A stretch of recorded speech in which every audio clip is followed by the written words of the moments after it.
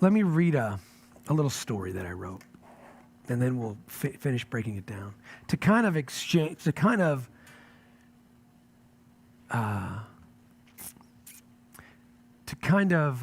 give us some good picture for what I'm trying to get to, what I feel like the Lord's saying to me. So yesterday I had to do finish up a drywall side job that I was doing way over in New Haven. I mean, who goes to New Haven?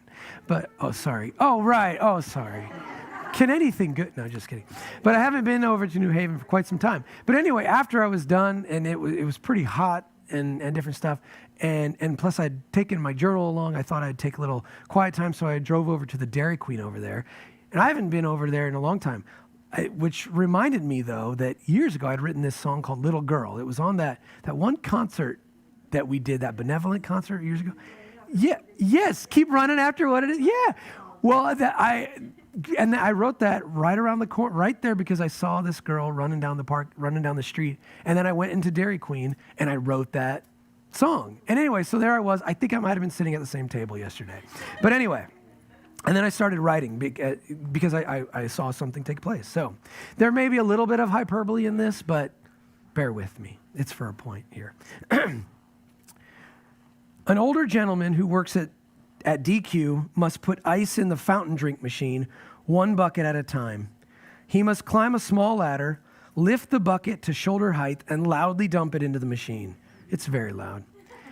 It will take numerous buckets of ice to fill the empty ice cavity, and climbing up and down ladders with buckets full of ice is not an easy task, even for a person in the prime of their life. But a young girl, maybe it was the little girl who was running, no, that was a long time ago. Anyway, but a young girl who also works there comes to his aid. She tells him to stay on the ladder, and she will bring him buckets of ice. He tells her thank you like it's one of the best ideas that he's ever heard in his life. He was pretty. So while I'm enjoying my caramel mou latte, they... Sounds very masculine, this drink, doesn't it? Caramel mou latte. I don't know why they have to say mou-latte. Anyway, it's pretty good, though. I mean, it's ice cream and coffee. Anyway, they're dumping buckets of ice, and soon the task is complete. But I'm left pondering what actually just took place in that simple exchange. If the witnessed event truly took place within the confines of sincerity of heart, then much more than enabling people to have cold beverages took place. The older gentleman would have a more soft heart toward this girl. His respect for her will have grown. He would look to return this sort of service to her or to anyone when he got the chance. He might even start to believe that there's hope for the next generation, that they're not all just consumed by their phones and social media, but they might actually care about other human beings. If he'd been having a hard day due to a difficult encounter with a customer or coworker, this may have been the salve that begins to heal that wound. Just when he was wondering if there's any good in the world, good introduces itself to him through the service of a teenager. And what about her? Will she be left unaffected by this frozen liquid fulfillment? Of course not. His thankfulness alone for the gesture makes her heart soar. She realizes how good it feels to serve others, and subconsciously she will begin to seek out other opportunities.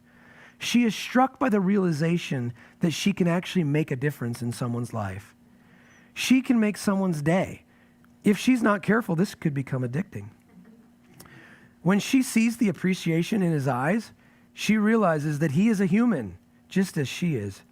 He's not just some out-of-date bag of bones to be discarded like last year's cell phone, but he's a person to be valued. You know, these young people just getting new cell phones every year. Goodness, just kidding.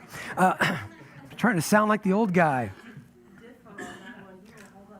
His old one? No, I know. I'm talking about other teenagers, not the teenagers here. Again, a little hyperbole, but he is a person who is to be valued, a person who has likes and dislikes, a person with emotions, and a person who has a story to tell. Perhaps he's a person worth knowing, she wonders. In this small exchange, they now become a force to be reckoned with. They can conquer the world.